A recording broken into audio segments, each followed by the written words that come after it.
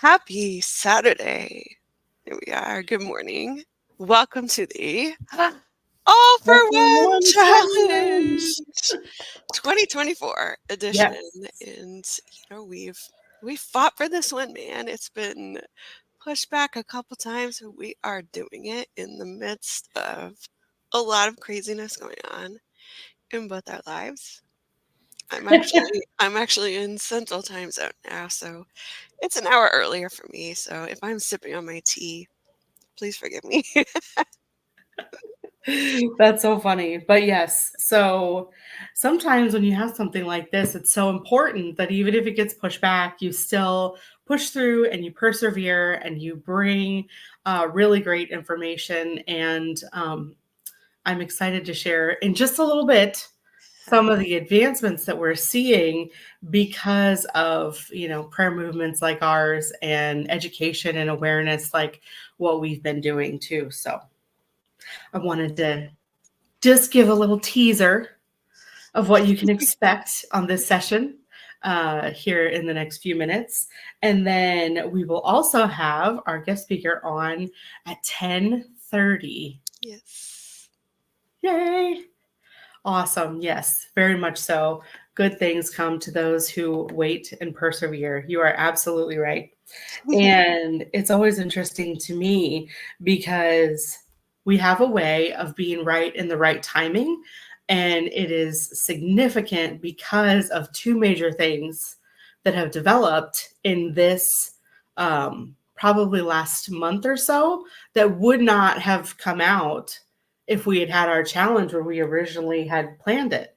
Yes, exactly. And that Yep, was mostly because of my surgeries. true So stuff. thank you for being patient with me as I have healed and y'all have prayed for me pretty faithfully. So I appreciate that too. Yes, we have been battling, battling in the spirit. Yes. But the good thing is Zona is feeling so much better. Yes. Yes.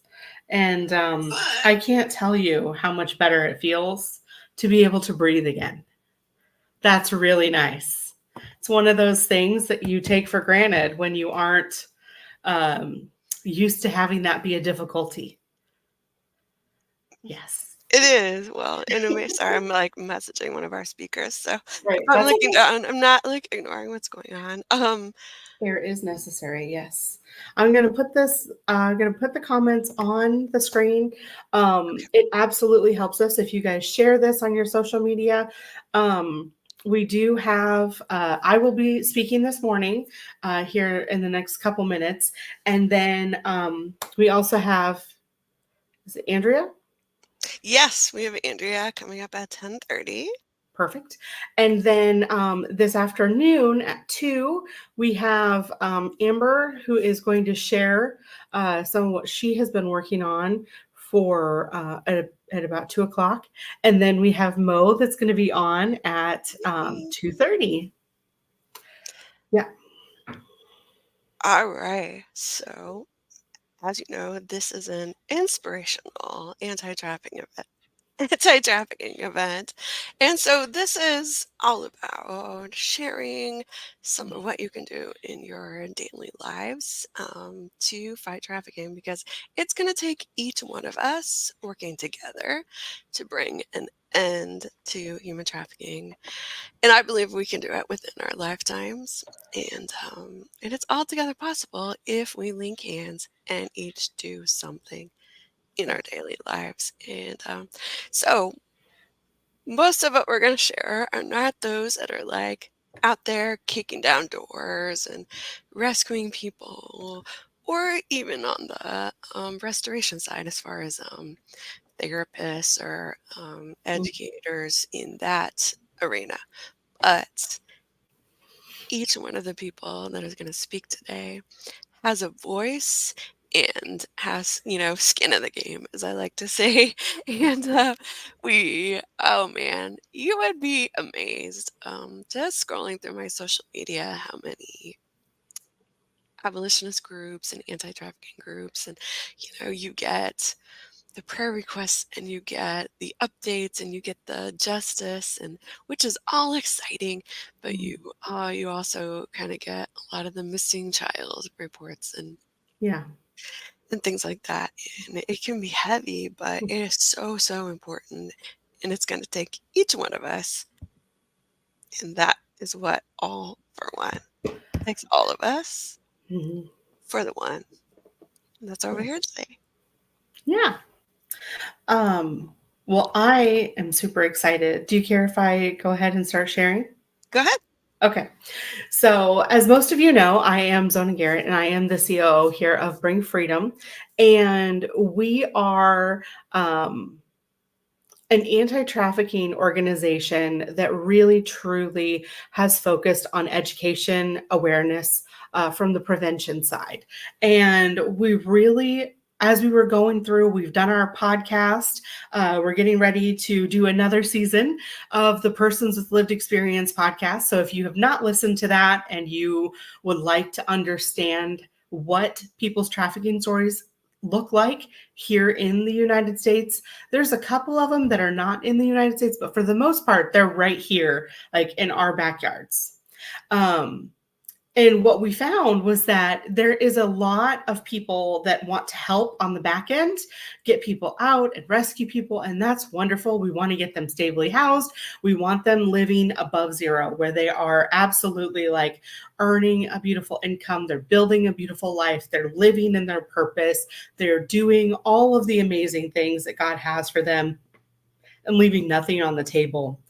But what we noticed is that there isn't a lot of information on the prevention side. So we started doing our prayer sessions. That was our very first step that we got started in here with Bring Freedom. And that's because we come from organizations that understand real change happens when it's bathed in prayer and it's focused and intentional, right? So we do that once a week. You can find us on Tuesday nights, so right here on YouTube, or through LinkedIn. You'll have to find us on YouTube, bringfreedom.org or bringfreedom.org on YouTube. And what will happen is we will be kind of hitting different topics of prevention, awareness, and education. And we kind of get together and we pray through some of those things. Then the next piece we knew was having challenges like these that bring education to regular people. So these are not necessarily for people that are fully in the field. These are people that are living everyday lives. They're doing, they're raising kids, they're taking care of their family members, they're working in, their workplaces or, working from home and those sort of things, because we want to make this very, very practical, because our number of people that actually get rescued out of trafficking is so small that we would like to lower that number by working through the prevention side. So, one of the things that I really wanted to share was a little bit of my story and how um, it was regular people that noticed, that took notice of what was happening to me to get me out of trafficking. And it was a series of people saying yes to somebody who was messy and really probably wasn't um, kind of the quote unquote most ideal person to invite into your home or to invest in or some of those things. So, first of all, I just want to say there were a number of people in my life that could see that something was weird, that something was off, that something wasn't right. And those people didn't allow their curiosity to go, hey, wait a minute, I got to figure out what's weird about that. So for me personally, it was actually my pastor's wife. And it was beautifully done. She kind of pulled me aside very quickly and just said, I'm going to ask you a question, and all I want you to do is say yes or no. And she was like, I don't want you to think that you're in trouble. You're not in trouble. You haven't done anything wrong. And that whole like question, without any condemnation, without any judgment. She even said it kind of in a lighthearted manner so that it didn't seem accusatory at all. Really was one of the most amazing things for me because she noticed. She noticed and she took the time to actually ask. So to this day, I think like in that split second, what could have changed if that wasn't part of my process of getting out. Um, we did have, I mean, at the point that she had finally asked me to get me out, like I had shared with other pastors years before that. I had shared with teachers. I had shared with mentors.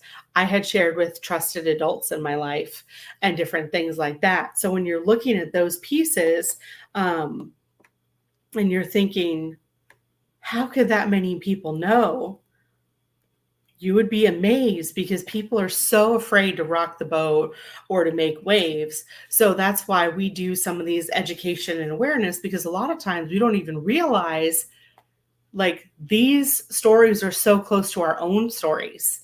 And you don't have to have had this terrible trafficking incident to have, similar situations where something happened in your life and adults that could have stepped up, looked the other way, or that sort of thing. So, what I wanted to do was to kind of paint some things that are red flags from my personal story to kind of give people an idea of what they could be looking for.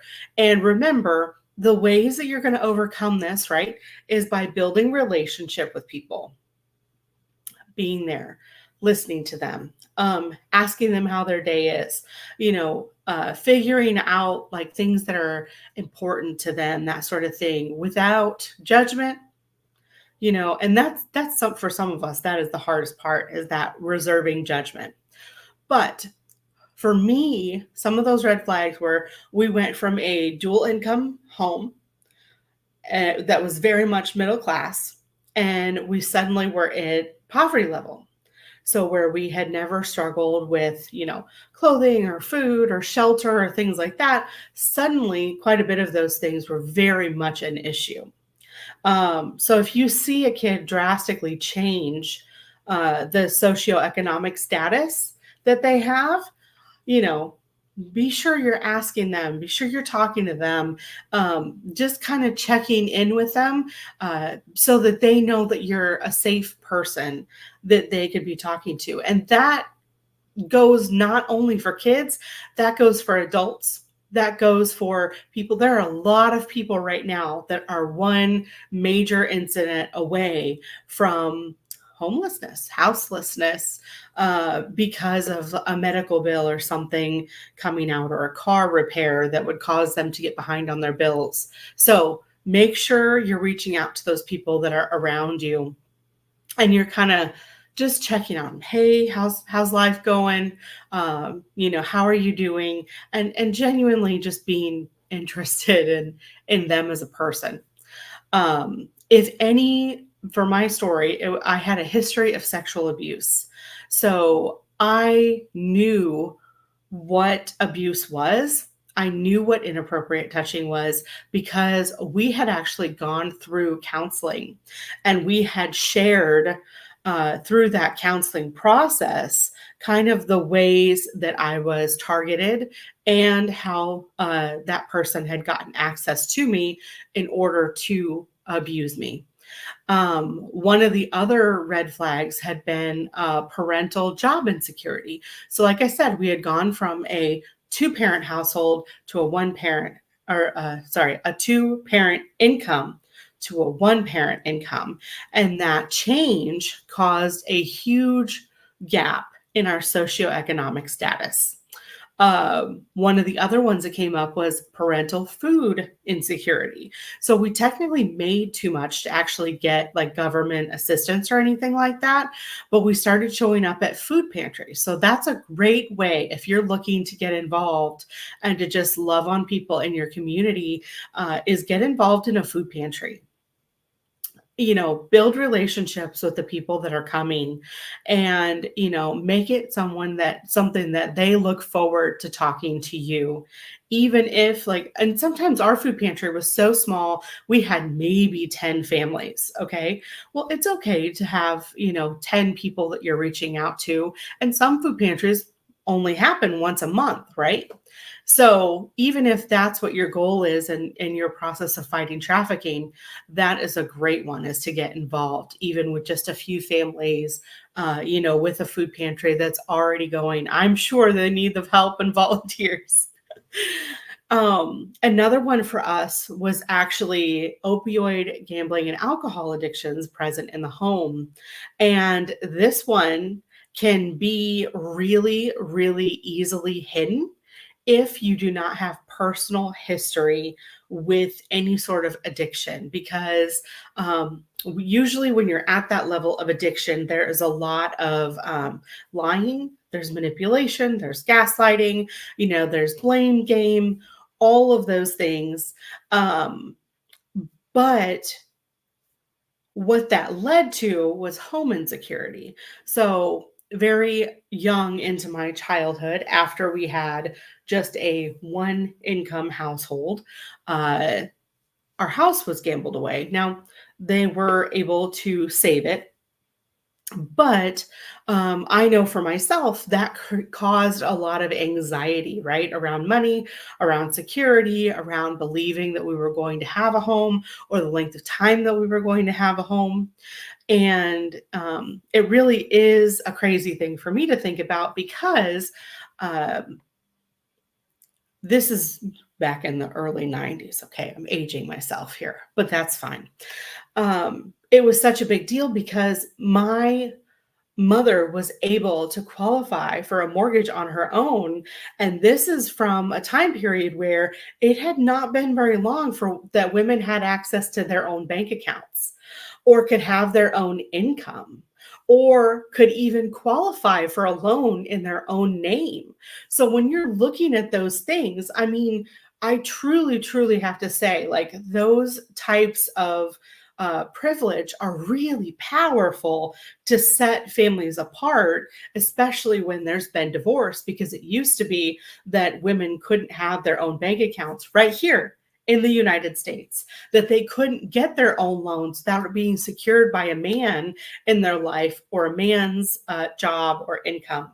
So when you're looking at those things, it's such a crazy thing that it's not even been more than my lifetime that women have just finally been able to get into financial independence, and all of the things that that has afforded the women of my generation and forward, to be able to be independent, to not have to depend on an abuser for their shelter, for their food, for their you know livelihood, just being able to exist and to raise their children, or the ability to leave a dangerous situation. So as crazy as that sounds, that all leads into that prevention, is the ability to be financially independent. One of the other ones was the presence of religious restrictions, such as obedience without question. I know this is going to step on toes because we do tend to be a religious bunch, but what I want to say is this: anytime you ask somebody to have obedience without question, you're asking them to set aside the red flags that they get in their tummy, the uneasiness that they feel if they're uncomfortable with what someone is asking them. You're placing them in a position where it sets them up for being trafficked later by somebody who seems to be in authority, or as my generation would say, someone who's more adulty than we are. And as crazy as that sounds, um, something as simple as that, as having that expectation of, oh, well, everyone around me knows better than I. Everyone around me has a better understanding or awareness or whatever. So I should just go along with the flow of whatever. Having the ability to question and go, hey, I don't think that this seems right. I don't think that that seems right for your own life, allows you to have a little bit of that protection to get out of a dangerous situation before it turns dangerous, and that ties into um, having good boundaries for yourself, being able to communicate good boundaries and set good boundaries for yourself and any children. That means being able to say no. And I know that sounds crazy, but yes, being able to say no and to mean it and to have enough wherewithal to not go back on it when you mean no is a huge preventative in trafficking. One of the ways that they look for people that are able to be trafficked is if their boundaries can be pushed. So, have an opinion, be able to communicate your boundaries, be able to stick to your guns, and especially teach people that are in vulnerable situations how to speak up for themselves, how to enforce their boundaries, and be willing to look at somebody and go, hey, they said no, and that no is enough. Because sometimes just having another person witness something is enough to make somebody back off, because it's no longer in secret, it's no longer in the dark. And that's a regular, you don't have to be a superhero, you don't have to be, a rescuer that goes undercover and is pulling people out of these crazy situations.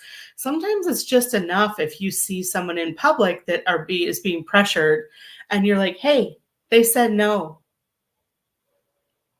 you know Sometimes just that reinforcement of somebody else is watching is enough to shut down a potential situation. Um, One of the red flags for myself from my story was parentification. So I was raising two siblings. I was responsible for a lot of their day to day requirements, right? So, food, making sure they had clean clothes, trying to get homework and things done. And it actually had affected my ability to participate, which I know you've heard if you've listened to my story, which is on the Persons with Lived Experience podcast. Um, so having that parentification, I was very much more mature for my age. I was told all the time that I was an old soul. Okay. I wasn't an old soul. I was given too much responsibility for my age. um, I was expected to be an adult and to have no feelings of my own. And I didn't have the emotional capacity to do that. I certainly hadn't met my own development needs, and it has taken me a long time to get to the place to say that. But one of the ways that people use that phrase of you being an old soul or being mature for your age is basically saying and signaling, right? Oh, you're ready for a different level than other people your age. I guarantee you that is not the case. You do not have the ability to bypass, because where you might be mentally quick or you might be able to handle some of those things, there's emotional development, there's educational development. Your prefrontal cortex is not developed until you're 25, and you can't cheat that. You can't push that. That doesn't go that way. I just have two more, and then I am going to be wrapping this session up. But um, one of the areas that I had that was a red flag for me was there was a culture of domestic violence and fear in the home, not necessarily in my personal home, but in homes that we were exposed to on a regular basis, that we were in, that we were experiencing some of those fear things too. And child removal by Department of Family Services or DHS or whatever that is in your community. We already had that expectation of what that looked like and had seen firsthand the separation of family, and for some of those things to not go super well, up to and including attempted unaliving, like that level of violence. So I say that to say that's a huge red flag. And that doesn't mean it's just for kids, that's an adult too. My story happens to be from when I was a kid, but that doesn't mean that everyone's story is that way. Sometimes it's an adult that seems to have a lot of um, violence in and around their life. Sometimes it's threats, sometimes it's stalking. Sometimes it's people that are very controlling, having to know where you are at all times. Um, threats of if you don't answer on the first ring, no matter what else is going on, that you'll have privileges taken away, phone taken away. And that was definitely things that happened for me, even if I was in a school setting. They were like, nope, it doesn't matter what else you're doing, even if it would get me in trouble in class or whatever. That always was kind of the priority for me to put more of an importance on communicating back to people so that they had access to me at all times without question. Even if that did put me on thin ice or breaking rules or pushing boundaries of other expectations that I had. And that can be in a school setting, that can be in a work setting, that can be in a church setting. Those are red flags, though, that you can start to pay attention to and make sure that you are without judgment, building relationships with people so that they have somewhere to go. But they don't need somebody to tell them that it's bad or that they need to get out, because they have to make that choice for themselves. But what they need is somebody that they can trust and they can process with, that isn't going to be judgmental towards whatever it is that's going on, right? And that's the hardest part, because we're humans and we have opinions. And then the last red flag for me from my story was generations of trafficking and exploitation in my family. And that was both labor trafficking and the other type of trafficking. Okay. Um, and so when you think about it from that regard, it's so much a part of what happened in our family that it wasn't seen as weird. It didn't seem extreme. It was what we knew, which means if you're raised with that being the norm around you, you just assume that everybody's dealing with those things. You assume that everybody is having those situations happen. And it's crazy what normalizing that type of behavior can do. So I do want to take just like a minute. And if you guys have any questions for me, definitely go ahead and put those in the chat. I'm going to try to go back through some of the comments. Dixie, were we able to get any of the comments on the screen? I wasn't paying attention. I was talking. I didn't really put comments on the screen because I didn't want to distract you, but Oh, yeah, I um, wasn't looking at that. But I wanted to make sure we share some of those because there are some on LinkedIn and some on YouTube. So yeah, I want to make sure that people can see across. But all yes. right, yes, yes. So what was, if any of those red flags were surprising to you? I'd be curious to know that too. You know what I love? I love how what you shared really ties into what I'm going to share later. Really? So make sure, guys, if you're watching now, come back in the afternoon. Yes, yes, yes. Um, Andrea, are you ready to jump on? Is it okay if we transition to you? All right. So I am super excited to have my friend Andrea Anderson on today. I think she was a little bit like, why are you asking me? But she is such a powerful voice for freedom and for change. And just a little intro that this is like her own intro from Facebook. So it says, I am a full time homeschooling mama to 7 crazy kids. I'm married to my best friend, and I know that Jesus is the only one who can get us through the hard times we can hit in life, which, is so, so true. Yeah, I met Andrea through Trades of Hope, obviously, but we bonded because we both have 7 kids and we're both obviously crazy. So I am gonna bring Andrea on. I'm so excited. Welcome, Andrea.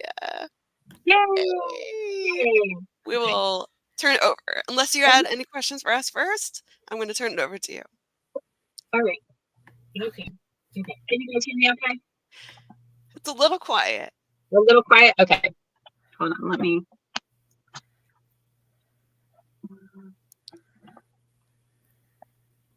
Sorry. Okay. Is that any better? I think it's a little better. Yeah. A little better? All right. Okay. I'm gonna hand you the stage. You good? Okay. All right. Yep. All right. Whoop, and I just did it Oh, opposite. Sorry. okay. There we go. Okay. Anyway, well, hi. As Dixie said, my name is Andrea, and I am a homeschooling mom to 7 kids. My oldest is actually in college now, and our youngest is 8 years old. And I actually didn't know a lot about human trafficking until probably like the last several years. As Dixie mentioned, we met through Trades of Hope, and I just really loved her. We just, connected. We have a bunch of kids, and homeschooling and crazy life. And but I actually learned most of what I know about human trafficking since joining Trades of Hope. And Dixie's probably shared that, Trades of Hope does work with women around the world rising out of poverty and artisans who are exiting human trafficking. So when she first asked me to share, I was like, I don't do anything very impressive. You know, I'm just kind of a mom and I do a few things here and there. And she said, well, that's what we're talking about because, not everyone is able to do rescue work or, all these, things that seem really impressive. But we all can do something. We're all doing something, and that adds up. So I was like, okay, well, I can share, I can share what I'm doing.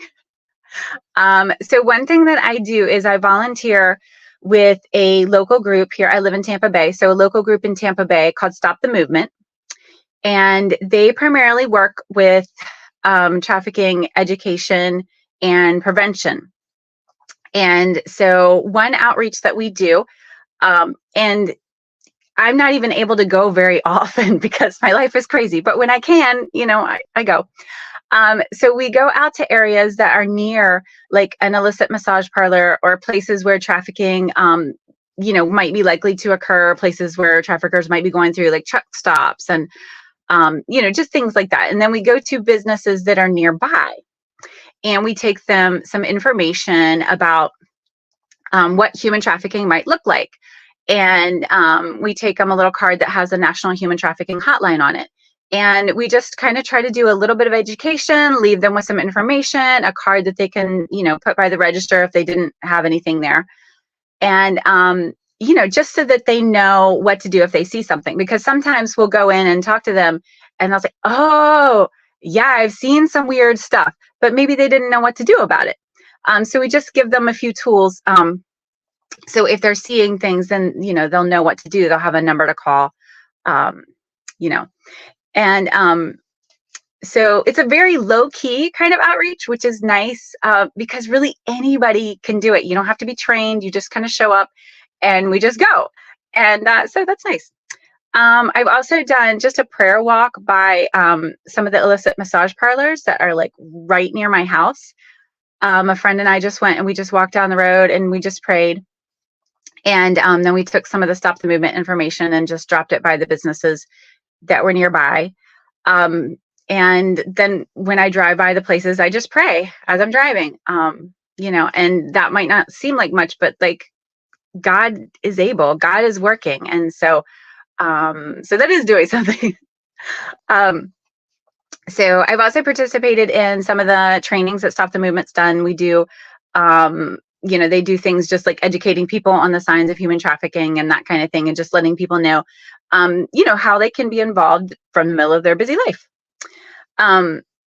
So Tampa Bay is always like in the top 10 areas for human trafficking, actually, which I did not know.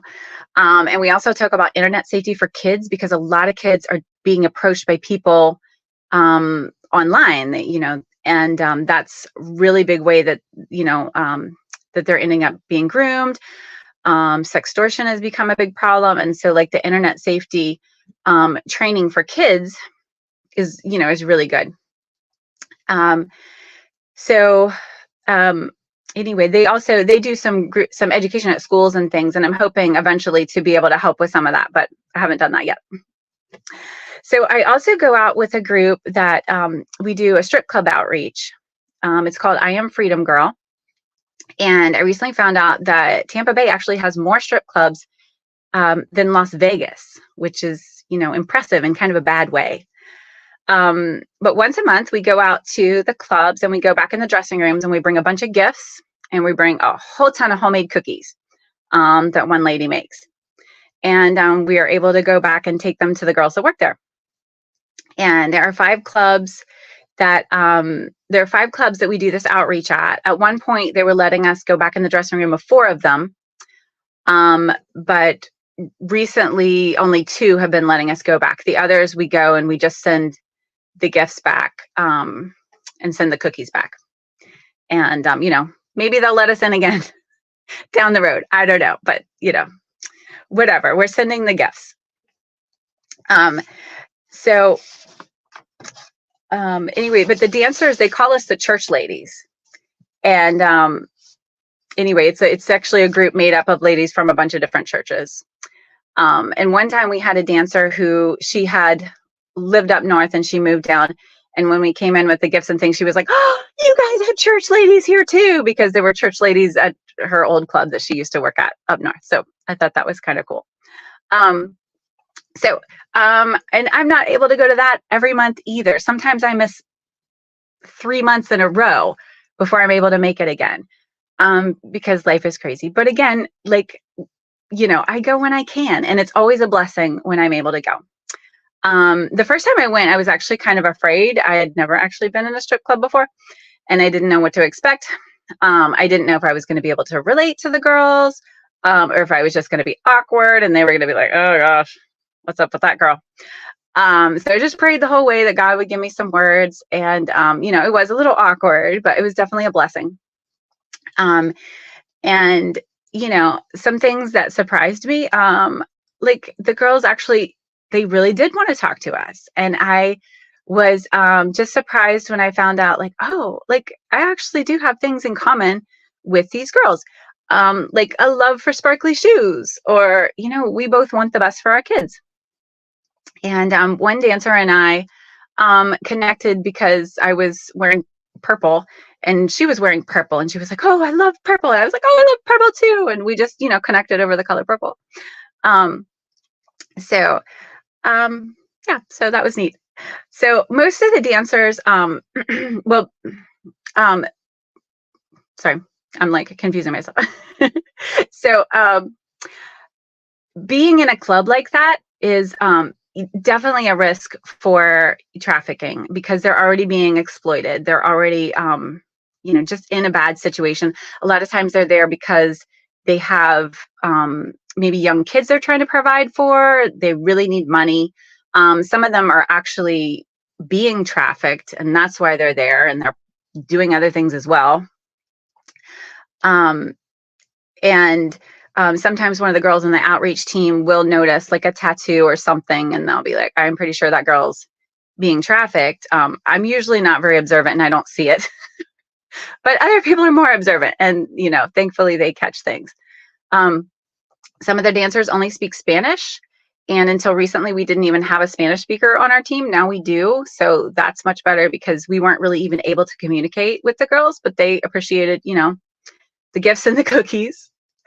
So we try to talk with the girls when we can, and we ask if they have any prayer requests, and sometimes they'll share things with us. Sometimes they really want to talk. Sometimes they'll share snippets of their life story, and we're able to pray for them, which is really amazing. But even if they don't want to talk to us, they love the presents, and they're always very excited to see the homemade cookies coming. And if there's a new dancer, she's often floored that someone actually came in the dressing room to bring them a present. One dancer told us that she had a lot of church hurt from her past, but she said, every time you guys bring these cookies, you're healing that. So we told her she was welcome to join us at church anytime, and she said she'd think about it. One time I was talking with a dancer, and she said, I want to read the Bible, but I really don't read. And I told her, you could actually listen to it on audio. And she was like, oh, really? So right there in the dressing room, I'm helping her download. I'm like, here, let me help you. We downloaded the Bible app onto her phone, and I showed her how she could listen to it. And she was like, oh, that's great. And I actually have not seen that girl since. That was one of my first few times going out, and I have not seen her since. But I think of her from time to time, and I pray for her when I do. And I just, pray that the Lord is using that audio Bible to speak truth to her. So, let's see. So yeah. So I am, I'm glad that we are able to be a bright spot for these dancers, even if it's just that they love the cookies. But some of the ladies on the outreach team who've been doing it a while, they've actually, formed some long-term friendships with some of the dancers, and have seen them come out of this and move forward, with a new life. But it's kind of a long road. So I wanted to share one funny story. One time we were walking back to the dressing room. We have to walk through the inside of the club to get back there. And there was a man sitting at the bar. And he started clapping as he saw us walking back to the dressing room with all these gifts. And we were like, okay, that was weird. And we got back there. And then somebody brought back like bottles of water. And they were like, the gentleman out there bought you guys, a drink here. They brought us the bottles of water. And so we got back out to the car later, and we were just laughing so hard because it was just ridiculous. Like, this guy was so impressed. We were like, we just got bought a drink in the club. And then we had this nice, Atlantis water bottle to show for it. Anyway. And anyway, it was just ironic that the guy was there, being a patron of the club, but like very happy that church ladies were bringing gifts in. So I don't know, that we just thought that was really funny. But since learning more about trafficking, I've also been able to just discuss it more with my own kids at whatever level they're at. So we've had, talks about what grooming looks like, and talks about online safety and these things, because, keeping your own kids safe is huge as well. And, being involved in groups that fight trafficking helps me to be aware of how to keep my own kids safe. And I've even taken my high school girls to some of the Stop the Movement, awareness and online safety events. So after joining Trades of Hope, I also learned more about how ethical shopping actually fights trafficking and exploitation. And, I am not perfect at this by any stretch of the imagination. Sometimes I don't have the time or the funds to do like an ethical purchase for something. Just to be honest. But the point is, improving with your purchasing, and even just picking one item or category that you're going to purchase ethically can be, a huge step. Because when we purchase something cheap, often someone paid the price for it, and often it's the person that made it. When you purchase something ethically made, you are telling companies that you care about an ethical supply chain. And like I said, I'm not perfect at this, but my husband and I have been researching, and we want to start an online game business. So like, we're thinking like unusual ethnic games, that kind of thing. Because we're a game family. We love games, and we love like new games and, ethnic games. So we're working through an online course, like how to source materials and how to do, set up your credit card payments and all these things. And the trainer teaching the course recommended sourcing from China because it's cheap. And he has tips for how to contact manufacturers there and that kind of thing. But I was like, we are not sourcing from anywhere where I don't know, what the supply line is like, that people are treated ethically. And I love China. I spent a summer in Beijing, and the people there are amazing. But I think unless you know what you're doing, it's almost going to be impossible to determine if your supply chain is ethical and if you're supporting sweatshops or something worse. So it's going to cost us more, but we're initially probably going to source from a company in the US, and then hopefully our goal is to switch the sourcing from artisans overseas, so we can be helping more people rise out of poverty. And that, helps prevent trafficking as well, because poverty is a huge factor in being vulnerable to trafficking. So that's kind of my story. That's, the little bit that I do in the middle of my crazy life. So I'm really grateful to be here. I'm so thankful to be learning, and thankful for all the things that I've learned from Dixie over the years. And thank you guys for having me. Oh, thanks, Andrea. That was great. Can you say those organizations that you volunteer with once more, Yeah. real quick? Yes. Stop the Movement. And they do like education and prevention in Tampa Bay. And then I Am Freedom Girl is the outreach. We go out to the clubs. Okay. Love that. I just wanted to drop it so everybody can Yeah. see that. Yeah. I have heard of both of those. I just wanted to have it in front of Yeah. everybody. And if you're in that area, of course, you can look into Yeah. volunteering as well. Um, so I wanted to brag on you a little bit, because I know as a mom of many that it is difficult to really carve out that time, because just being a mom is a big deal, but you're also a parent educator, which is a huge deal. And that you're using what you're learning on your abolitionist educational journey to also empower and educate your kids is huge. It is a huge deal, because we are educating and empowering the next generation. So it is going to have exponential benefits, for the next generation, right? And but also, what is your rank? I know rank, in Trades of Hope. I know that you just kind of had a big rank up recently. Oh, well, I'm a manager. Manager, So which yeah. means that she has a team that is doing good as well, like a powerful team that she's leading, and she's doing a lot of good things in these outreaches with her family, and also within her own small business. And it all works together for good, and it is all something that we can do, right? Yes. Thank you so much for joining us Thank today, you. Andrea. Have a good Thank you. Easter. Have a Thank great you. weekend. You too. Bye, Happy. Andrea. Bye. Awesome. Ah, that was so good. Mm-hmm. All right. Now, I'm going to share my little short thing, since we have two speakers this afternoon, which is exciting. Make sure, if you're watching now, that you come back at 2 o'clock Eastern, Mm-hmm. and we have two more special speakers. We have um, Mo O'Brien, or Maureen, as she is sometimes known as. I always know her as Mo, so I love her so much. And we have Amber Love, who is also going to speak. And if you guys listen to the Persons with Lived Experience podcast, you've heard both these voices.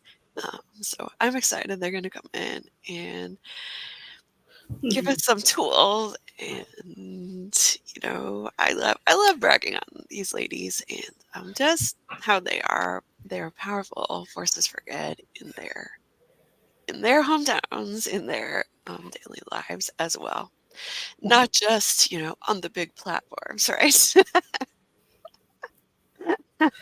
And you know what? I would this afternoon, I think we're gonna talk a little bit more about the podcast as well. So I am going to bring up my slide here, because it was just something to put in front of people. If I can bring it up. Mm-hmm. As far as this comment, what I would say is this. I think it is very common for especially those that want to exploit children to use things that they would normally love or normally interact with and try to get them used to pushing boundaries Mm, and to not speaking about it. Um, so, one of the ways that we actually help fight trafficking is with buying things secondhand, buying things that are thrifted. I'm sorry, am oh, I no, over talking you? it's me Okay, just too. checking. Um, and going through and getting things that are secondhand because we don't need other things filling the landfills. But the other part of that too is um, people that are going to exploit children don't have the same reserve that those of us who want to protect children do in using things that they love almost as a weapon or as a way to um, force closeness or as a way to try to build more intimate relationship than what they would normally have with a child. But what I will also say is this, that is not limited to children. That is also in online dating. That is also in Romeo trafficking. That is also in familial trafficking and exploitation. That is also in labor trafficking. They'll see something that you really need and they will go, oh, well, I could do that for you. You know, and sometimes for a kid, it's they need a partner in a game online to get to the next level. You know, somebody I know plays a lot of Pokemon Go, but you have to have a certain number of people all in one area to take down the big bosses or whatever. And that causes them to pull people in to their circle without vetting them how they would normally vet them in order to reach a milestone or a goal or something like that. So as crazy as that sounds, it really is sometimes as simple as that. Anyways, I It's didn't want totally to take away. you know, that is important to talk about, and it's important to keep learning and Mhm, keep talking about it, and and just talking to your kid once is not enough. You have to keep talking about it. Yes, in relationship with Jesus, as Mo mentioned, and also relationships with each other are mhm. key. All right, so I'm going to share this, and I made this up to share with my church a couple years ago. Okay, Is it showing? not yet. Do you want me to add it? Yeah. Okay. Okay. So, um, I put this together to kind of have in front of us and I'm just going to quickly go through this, and it really ties in with what Zona shared and also what Andrea shared. So I'm like, actually, this might be a good time to just bring it all together for this session, and then maybe session two will have some great surprises. I'm looking forward to it. 2 o'clock later. So, 5 ways you can fight human trafficking, and this is good for anybody. You can do it where you are. All right. So first, educate yourself and others. Right. That means getting on certain websites like Polaris or IJM or A21, or just follow those things on Instagram or wherever you are. Educate yourself, share with others. That is a simple way to get started, and and it can be really powerful. It can be the beginning of something that catches fire, right? Kind of like December, which we do in the summer, and it started off with just a simple fashion challenge, right? And it's grown to this powerful, amazing group of people around the world who work together through this fashion challenge to educate and raise funds to fight trafficking, right? Two, keep your eyes open, and this ties in a little bit with what Andrea was talking about, like certain Certain volunteers would notice a tattoo that I think that girl might be trafficked. Um, what Zona was speaking about her pastor's wife who noticed some things about her life that are just not quite right. So if you keep your eyes open, you notice these things. You notice something's not quite right, Mhm. but you don't have any details or facts. You can still call the Human Trafficking Hotline at 888-3737, 888, and tell them what you know. Because even if you don't have enough to bring to the police, this sets up a pattern of behavior for an area, and it can lead to something that builds into police action. Buy fair trade. Now, Andrea mentioned this. It doesn't have to be like everything that you buy. Honestly, it's hard to find everything that you buy as fair trade. But I started with buying fair trade coffee.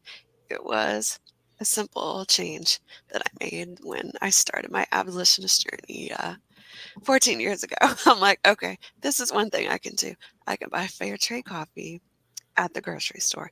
And oh my goodness, there's so many more options now than there were then in that's available for everybody. So you can get it at the grocery store. You can also buy it online.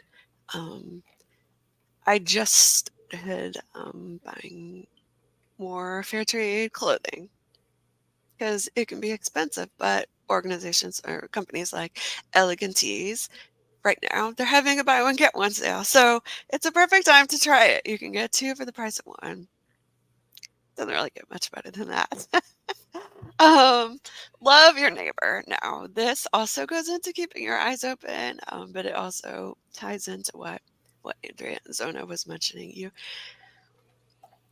keep your keep your love on, right? Don't automatically judge people by how they look, what they're wearing, what they do to earn money. Sometimes they just don't know anybody, or they don't have options. Um, volunteer with your youth group or with organizations like Andrew is doing. It is showing love to others, which is one of our commandments. Love others as you love yourself, right? Mhm. So this can be actually one of the most powerful things where you're building relationships. So it can be a huge in prevention. Because if a child knows that someone cares about them, loves them, is going to be there for them, they're less likely to be vulnerable to maybe a Romeo trafficker or someone online who is looking to exploit them. Also, give funds to reputable organizations. You can give to Bring Freedom. We are, still a baby nonprofit. The work that we do is good. I have given to December because I know that the organizations their funds go to are good and they're powerful and they're doing the hard work. That's why I do December every year. Give to International Justice Mission or IJM. Give to A21. Give to Safe House Project. Give to I don't know if players takes donations. I assume they do. Um, but give to all these organizations I mentioned earlier because they are reputable and they have a pattern of success and impact for good within this arena. Bonus number 6, pray. Pray, pray, pray. And this goes back into what Zona and Andrea was saying as well. We can pray for prevention. We can pray for interruption of activities going on now. We can pray for justice. We can pray for hearts to be healed. And that can be for victims and survivors, but also for those who are purchasing and those who are actually doing the trafficking. If you pray for them, that can have a huge impact, not just for today, but for tomorrow, for the years to come. I personally met a man who used to be a trafficker in South Africa, I believe. This is like 10 years ago. And somehow Jesus got to him, right? Somehow God interrupted his life and flipped the script. And he was a powerful force in the anti-trafficking field. And this is huge. So don't negate the power of prayer. Darkness is as light to the Lord. So when we are praying for light to interrupt the darkness, it's the same to him. So he sees it all. There is nothing hidden from him. When we pray, we are agreeing with the heart of justice of the Lord. And I want to encourage anyone that might be watching today or is watching this later. Join us on Tuesday nights for prayer. We do it every Tuesday. It is biblically based prayer, and we keep it short. It's usually 15 minutes of Mhm. biblical based prayer and prayer requests. And I believe that we started that.